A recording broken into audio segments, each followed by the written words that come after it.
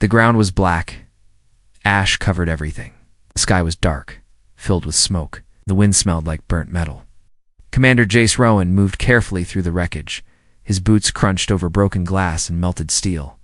The battlefield was cold now, but it still felt dangerous. This was not just a crash site. It was a graveyard.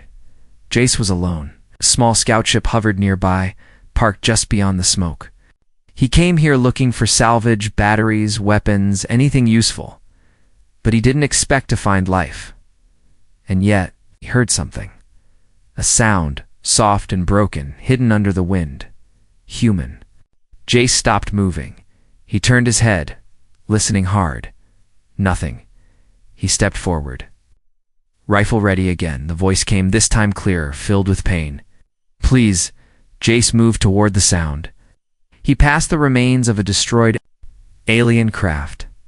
One of the enemy's ships, its engines still warm, the markings burned into the hull. Then he saw her half buried under a sheet of bent metal. Covered in ash and blood was a young alien girl. Her skin was smooth and light purple, her long silver hair tangled and burned. She had cuts on her arms and face. Her breathing was shallow, but her eyes were open, glowing. Watching him, Jace aimed his weapon. His fingers tightened on the trigger. She was the enemy. But she didn't attack. She didn't move. She just whispered something through cracked lips. Take me with you, she said. Jace's heart beat faster. He looked around. No one else. No signs of life. No backup. His radio was full of static. Or leave me to die, she said again, her voice shaking. Please. Her translator was damaged. The voice was robotic, slow, but the fear was real. Jace stood frozen. She wasn't wearing armor, no weapons. Just a torn uniform and a cracked breathing mask. Her fingers clawed weakly at the ground. Everything in his training said to leave her. She was an alien, a soldier, threat. But she didn't look like a soldier now. She looked like a girl who had been abandoned by both sides, and she was begging him. Not a human. Jace lowered his weapon. You're not going to shoot me? She whispered. He said nothing, just stared at her. Then he stepped forward and pulled the metal sheet off her body. She winced in pain but didn't resist. Her legs were injured, burned. She couldn't walk. He crouched beside her, looked into her glowing green eyes and asked, Why should I help you? She didn't blink. Because you're the only one who can. There was no hate in her voice, no lies. Just one simple truth. She didn't want to fight anymore. She just didn't. Want to die alone? Jace looked up at the sky. Drones could be watching. Satellite's command would never forgive this. Saving her meant breaking rules, maybe, even betrayal. But walking away meant becoming the kind of human she feared. He cursed under his breath, then reached for her. I can't carry you in my gear, he said, so if you try anything... Nodded slowly. I won't. I swear. He lifted her carefully. She was light, too light, like she hadn't eaten in days. Her head rested against his shoulder. She was trembling from pain or fear, he couldn't tell. They moved toward the ship. Each step felt heavier than the last, not from her weight, but from the decision. He had no idea what she was. A spy? A test subject? A criminal? But her words kept echoing in his head. Take me with you, or leave me to die. He reached the ship, opened the hatch, and carried her inside as the door closed behind them. The last thing he saw through the smoke was a red light blinking far away, a signal someone else had heard her voice. But Jace didn't stop. He placed her on the med table, started the ship, and locked the doors. You're lucky, he muttered. She gave a tired smile. Maybe, she whispered. Or maybe you are. Asterisk. The ship lifted off from the blackened planet, its engines cutting through the smoke as it climbed into orbit. Inside, the lights were dim, silent, safe for now. Jace kept his hands on the controls. His eyes flicked between the navigation panel and the medbay monitor behind him. The alien girl was still breathing, but just barely. She hadn't said anything since they entered the ship. She hadn't needed to. Her body was weak, but her silence was louder than any scream. Jace glanced over his shoulder. "You still alive?" She opened one eye and gave a soft nod. "Barely." Her voice came through the broken translator, low and metallic, but her tone was soft, honest. Jack returned his focus to the controls. "You're lucky no drones picked us up. That place was being watched." She didn't answer, just stared at the ceiling like it held some secret she wasn't ready to share. He flew the ship toward a small asteroid field, a place used by smugglers to hide. Out of signal range, he needed time. Questions that needed answers. Past, Jace patched the girl's wounds with basic med supplies. She didn't flinch once, not when he cleaned the burns, not when he injected the pain blocker. "You've done this before," he said. She nodded slightly. "Pain is normal, in my kind?" Jace looked at her closely. Her skin was smooth, light purple, now covered in gauze. Her silver hair, though tangled, shone even under low light. But it was her eyes that caught him off guard, glowing green, full of something he couldn't define. They weren't like enemy eyes. They weren't like soldier eyes. They were tired. "Who are you?" he finally asked. She looked at him for a long moment, then said, "My name is Raylia." He repeated it slowly. Leah. She blinked once. "Correct." Jace leaned back. "You're not a fighter, are you?" Raylia shook her head. "No, I was never trained for war." "Then why were you on that battlefield?" She paused, looked down at her hands. "Because they sent me to die there." Jace's brow furrowed. "Who?" She looked up again. "Everyone." Raylia tried to sit up, wincing from the pain in her leg. Jace helped her into a better position. "I was part of a program," she said slowly. "Not a soldier, not a citizen. Something between." He waited. "We were made to learn human behavior, language, movement, emotions." Jace stepped back. "Wait, made." She nodded. "Engineered. Not born." He stared at her, silent. "You were designed to copy humans?" "Understand them," she corrected. "But the more I learned, the more I changed." She touched her chest just above her heart. "I started feeling what I wasn't supposed to feel." Jace's voice dropped. "Like what?" Raylia looked at him, eyes glowing brighter for a second. Hope, guilt, curiosity, music, cold, warmth. She paused. Kindness. That word hit Jace harder than he expected. He crossed his arms. "And when they found out..."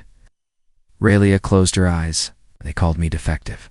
The ship beeped, a soft warning tone. Jace checked the panel. "Someone pinged our last position." Raylia's voice became sharp. "They're tracking you." "Through me." Jace cursed under his breath and turned off external comms. "You could have warned me sooner. I didn't think I would survive long enough to matter." He looked at her. "You matter now." She didn't speak. But her eyes flickered, not with fear, but with something else. "Trust," Jace sighed, rubbing the back of his neck. "You shouldn't be here. You shouldn't even be alive." Raylia nodded. "But you didn't leave me." He looked away. "Maybe I'm the broken one." "No," she said gently. "You're the first one who listened." Jace stood and paced the small room. "What do I do now?" he muttered. Raylia watched him, voice steady. "You already made your choice. I saved you. It's different than protecting you forever." She leaned forward, ignoring the pain. "You saved me when I asked. That was a human choice. But keeping me here, listening to me now, is that something else?" He turned to face her. "What happens if I take you back to command?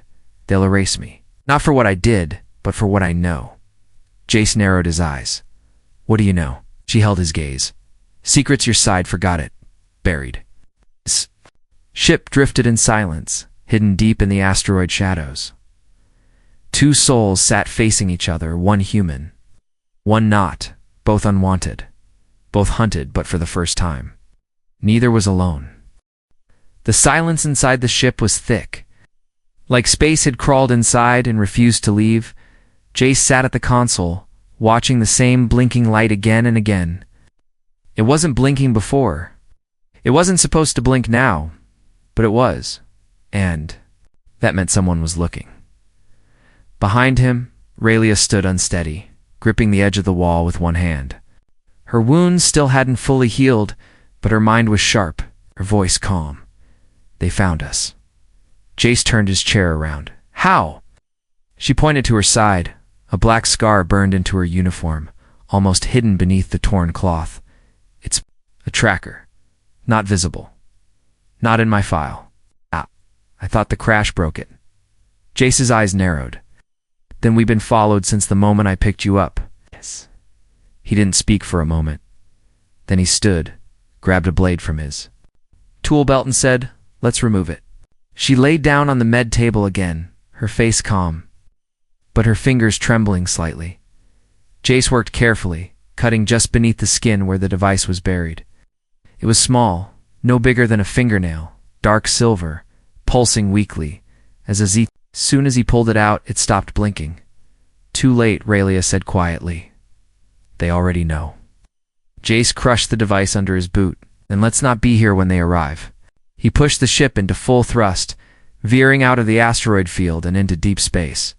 No signals, no light, no sound. We need to disappear, he said. Raelia looked at him.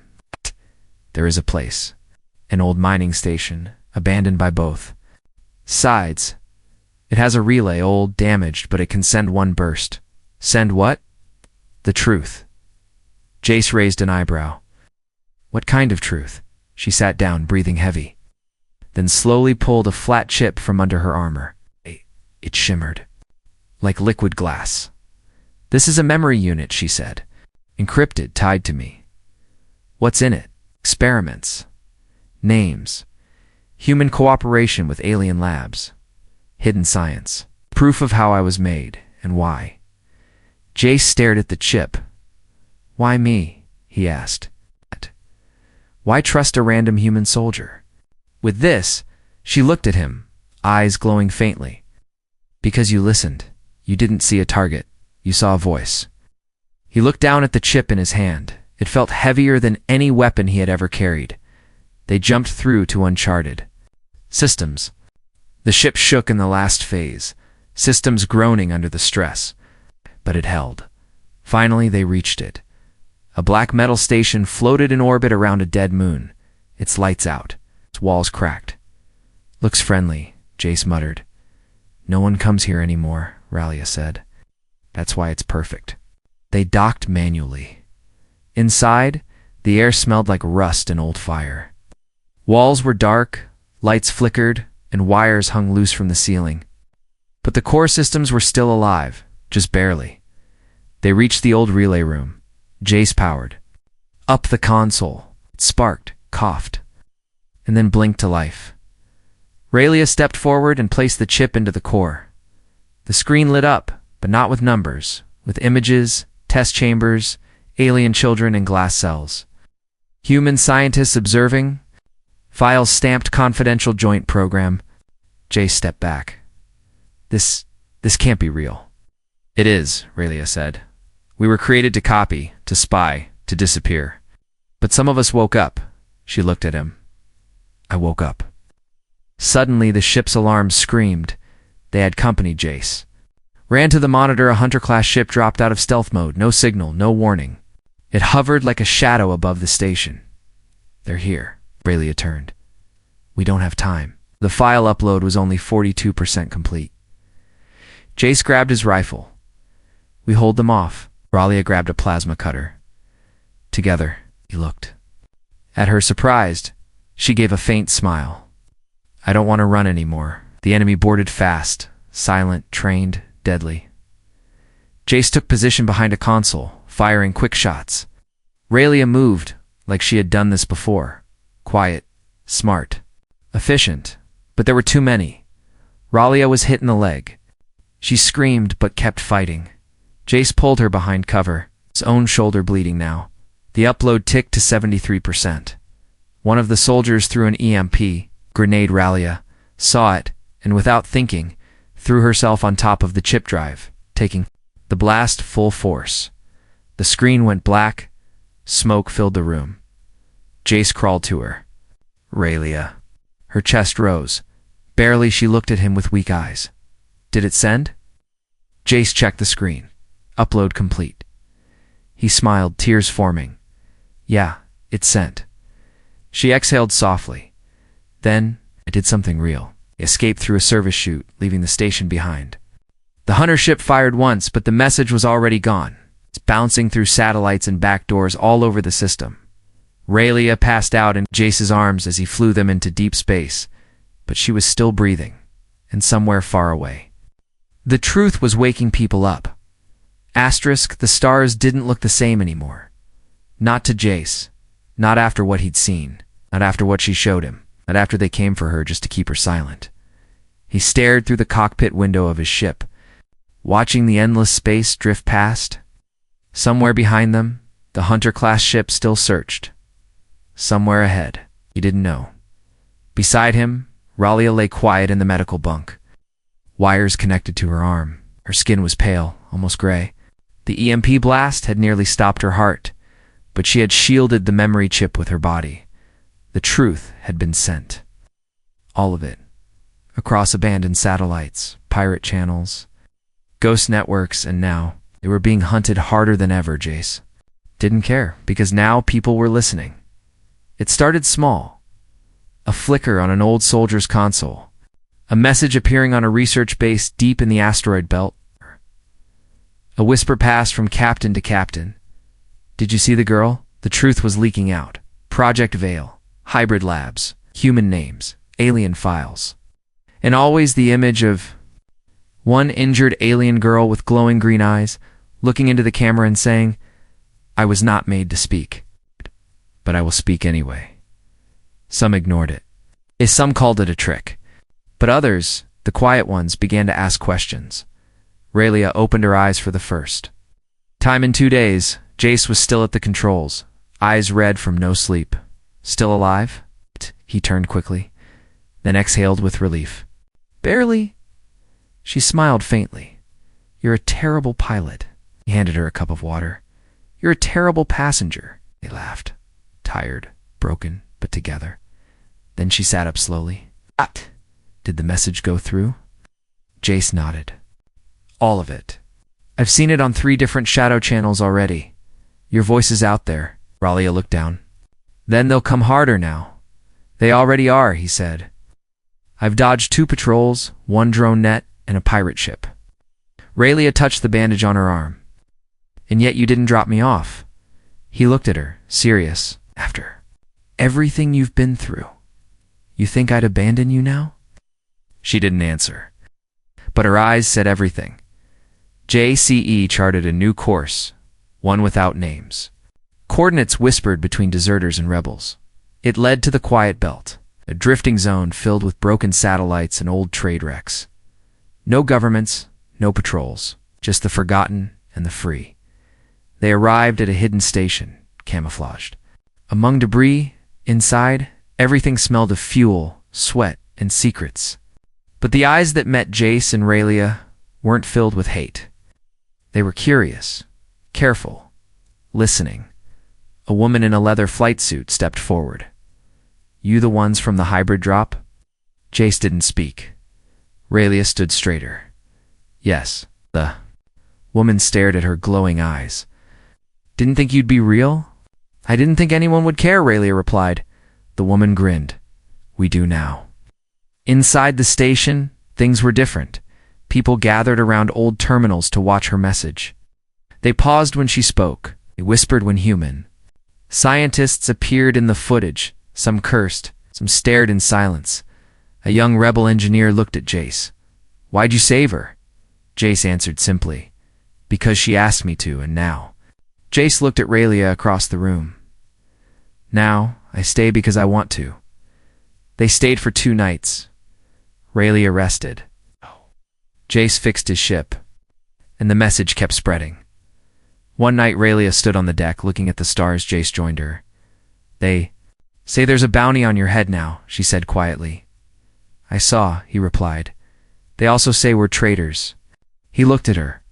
We're truth-tellers. That's worse. She smiled. He asked if you could go back. Would you change anything? She thought for a long time, then said yes. I would have asked you to take me with you sooner. Suddenly, alarms rang through the station. A human ship entered orbit, government class. Full signal, scanning wide. Everyone scattered. Jace grabbed Raleigh's hand. We need to leave. But the station leader stepped in front of them. Not this time, she said. You'll get killed, Jace warned. The leader smiled. Let them try. Half my crew has seen what they did to her kind. We're not silent. Anymore. Jace looked at Raylia. Something was changing. They weren't running alone anymore. Back in space, Jace powered up the ship. Raylia sat beside him, hands steady. Where to now? He asked. She looked out the window, 1,000 stars. In every direction? Somewhere we don't have to hide, she said. Think it exists? It does now. The stars used to be quiet. Now they were buzzing with whispers, warnings, and one single voice that wouldn't disappear. Raleigh's message had spread like fire. And fire doesn't ask permission. It burns. Inside a floating junk station called The Bridge, engineers, smugglers, and rogue pilots watched the message again. Her broken voice, her alien eyes, her scars, and every time she said, they made me to stay silent. But I won't. Someone new believed her. Even people who didn't care about war. Even those who used to follow orders without asking. They watched, listened, and changed, in a quiet outpost on planet Vezra. An old soldier turned off the news feed and said, I remember those labs. They weren't just alien experiments, we helped them build it. Son, a rookie pilot asked, what do we do now? The old man simply said, we stop pretending. Meanwhile, Jace was hiding again, not because he feared the truth, but because the truth had made him dangerous. The human government had declared him a traitor. The alien factions called him a defiler. But rebels, they called him something else. A carrier of fire. His ship moved from system to system, carrying Raylia and pieces of the message to any station willing to receive it in person. Many were afraid. Some shut their gates. But others especially. The forgotten colonies opened their doors, in a half-ruined dome on Moon Zeta 3. Jace and Raylia sat at a round table with a group of human and alien defectors. Some wore flight gear, some more scars. None of them trusted easily. You want us to believe a soldier in an experiment started this? One asked. No, Jace said. We didn't start it. You did, the moment you watched her story and felt something. And what do you expect? Another growled. Revolution. Raylia leaned forward. Her voice was soft but firm. I expect you to remember that justice is not loyalty. Silence is not peace. The room went quiet. Someone. Stewed, we'll send your signal further. The next day, a rebel freighter used an old mining satellite to boost the signal. A pirate captain shared it across his black market trade routes, and somewhere inside a war zone, a human pilot disabled his own fighter and let a refugee ship pass. No orders, no reason. Just belief. Back on the ship, Raylia stared at the stars. Her face was calmer now. Not soft, but strong. You think this will change the war? She asked Jace. He stood beside her. No, but maybe it will change how it ends. She gave him a look. He added, or maybe it changes how we survive it. Raylia smiled. That's enough for me. But the enemy was moving faster now. One of the labs exposed by the message was destroyed by government forces not to punish the crime, but to erase the evidence. New bounties were posted. Not just for Raylia, but for anyone who shared her story. The fire was too big to stop, so now they wanted to burn the ones who lit it. Raylia received a message on a hidden channel. It was from someone she once trained beside another hybrid, thought to be gone. The message was short. I saw you. I remember. I'm coming. She showed it to Jace. His eyes narrowed. Is this real? I don't know, she whispered. But I need to find out. Jace nodded. Then we go, he said. We started something. We finish it together. They prepared for launch. Someone knocked on the side of the ship. Jacka opened the hatch. Standing there was a human soldier in full armor, rank badge ripped off, gun on his back, but hands raised in peace. "I'm not here to fight," he said. I saw the message. "I served at one of the places she mentioned," and Jace asked coldly. "I want to help now," the man said. "I brought others." Behind him, 6 more figures appeared, mixed, human and alien. Old enemies. Carrying the same fire, Relia stepped forward. She didn't say anything. She just looked at them. They didn't ask for forgiveness. They asked for purpose, and she gave it to them. They flew into unknown space. No flags. No leaders. No promises. Just 2 truths. They were hunted. They were no longer alone. What started as one voice in the ashes was now an echo loud enough to shake the stars. Asterisk. The sky above planet Veridon was red. Not because of sunset, but because of smoke. A lab burned. Not just any lab. One of the originals, where they made her, where they broke others like her. Where Relia was created, studied, and forgotten. Now she stood watching its walls collapse. From a nearby cliff, her arms crossed, her breath steady. Behind her, the wind howled across the ruins, but she didn't move. Jace stepped up beside her, wiping blood from his brow. "You did it," he said. "We did it." "Only destroyed 1 cage," she replied. "There are more. It had taken weeks to track the location. The government hid it under the name Research Center 7, claimed it was for science and medicine, but deep inside, hybrid children strapped to cold chairs, machines that monitored emotions, memory wipes, chemical silencing, and the worst. Part humans worked there too. When Relia and Jace arrived with the rebel crew, they didn't come to negotiate. They came with stolen codes, EMP charges, and the fire of truth. The breach was fast. Jace and 2 defectors disabled the front gate. Relia slipped through the side tunnels, the same tunnels she had used to escape long ago. She found room 18. It was still there, her old cell. The bed was smaller than she remembered. The walls still had her scratches. She placed her hand on the wall and whispered, "Not again." Behind her, 2 guards rushed in. She didn't run. She fought fast. Sharp. Silent. She had learned more from Jace than just trust. Meanwhile, Jace made it to the control room. He plugged in the relay spike, a device built to hijack the lab's internal network and broadcast everything. Files, videos, live feed. Raleig's past wouldn't just be whispered anymore. It would be seen by all. Back on the upper floor, chaos broke out. Alarm sirens, headlights, smoke bombs. The staff tried to erase the files, but it was too late. Screens all across the galaxy lit up, a room full of hybrid children staring at fake skies. A doctor whispering, "They're not alive until we say so."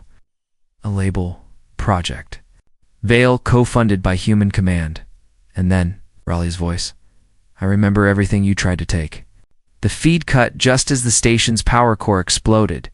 The rebels had planted charges in the generator room not to kill, but to end the operation completely. Jace dragged a wounded defector onto the ship. Relia followed, limping her eyes.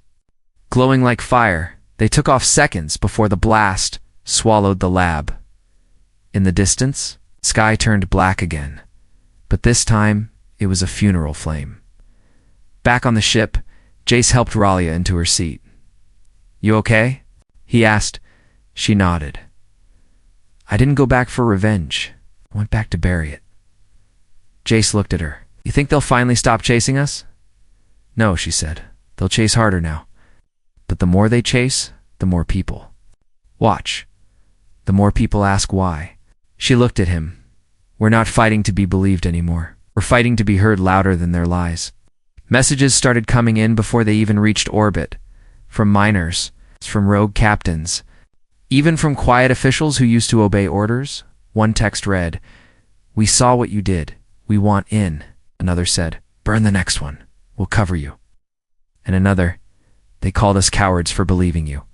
We're not cowards anymore." Jace. leaned back in the pilot's seat, watching the stars shift. What now? He asked. Raelia didn't answer right away. She stood, walked to the window, stared at the stars. I spent my whole life trapped in one room, told what to feel, told what to think. Now I get to choose what's next. She looked back at him, and I choose war, but on our terms. They had no army, no leader, no flag, but they had something more dangerous. The truth. And fire spreads faster when the wind changes. Asterisk. The stars didn't feel so distant anymore, not to Raelia, not now. Once she had stared at them through a lab window, wondering what freedom felt like. Now she flew among them, hunted by governments, followed by rebels, and remembered by millions. Her voice, once broken and quiet, had become a fire across systems, and no one could silence her now. The small rebel cruiser floated in deep orbit above a cold, forgotten moon. Inside, the crew moved like ghosts, focused, fast, ready. Not military, not mercenaries. Something different. Believers. Some were human, some were alien. Some had once fought each other, but now they followed a girl who was never supposed to survive. Raelia stood at the center of the command deck, her hands gripping the console. She's broadcasting again, said the comms tech. Every back channel picked it up. Raelia nodded. Let it play. Across dozens of hidden screens, on ships, outposts, and refugee camps, the new message appeared. My name is Raelia. I was born in a lab. I was taught to obey, then trained to disappear. But someone said no. One human, one moment. And that moment changed everything. The video showed the ruins of the last lab, still smoking. Then her voice continued. If you feel alone, like no one will believe you, you're not alone. If they tell you to be quiet, speak louder. If they come to erase you, make them. Remember, in a mining camp on the edge of the system, workers stopped drilling to watch the message. A child whispered, "That's the girl who made the sky change." In a warship barracks, two soldiers watched in silence. One said, I used to follow orders. Now I follow her. Back on the ship, Jace entered the command deck. His shoulder was bandaged, but he moved like a man who no longer feared anything. They're coming, he said calmly. 3 ships, not patrols, warships. Raelia turned to him. How long? 10 minutes. The crew looked at her. No panic. No shouting, just waiting. What now, Commander? One of them asked. Raelia paused. Commander? They had started. Calling her that after the second raid, she never asked them to. They kept saying, you gave us something to follow. You gave us a voice. She looked at Jace. He nodded once. Your call? Raelia walked to the window. Far off, 3 black ships grew larger. It's a kind that used to terrify her now. They just looked slow, old, afraid of truth. She turned back to her people. We can't outrun them, she said, but we can outlive their lies. She placed a small crystal on the console. What is that? Jace asked. Everything they tried to hide, and everything we've seen since. The camps, defectors, the children who escaped, the names, the faces, all of it. Jace's eyes widened. That's our last copy, yes, Raelia said. We don't need it anymore. She smiled, not because she was safe, but because she was ready. We send it now. Everywhere. Not just shadow networks. It's not just rebels. Public channels, civilian streams, even enemy comes. You want everyone to see it? Raelia nodded. If they erase us today, it will be the last thing they remember. The tech nodded and activated the burst. A blinding wave of data shot across the galaxy, unfiltered. Unstoppable, undeniable, the truth. Went viral across colonies, prisons, military bases, and corporate towers. Everything stopped. Screens froze, people stared.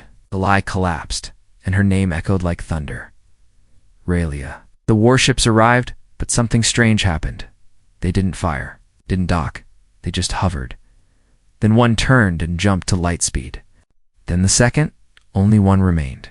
And even that ship sent a message. We saw it. We are sorry. And then it too vanished into the dark. The crew stood still, eyes wide, hearts racing.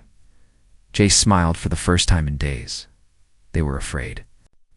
Of what we said, he whispered. Now they're afraid of who's listening. Aurelia let out a slow breath. I'm not afraid anymore.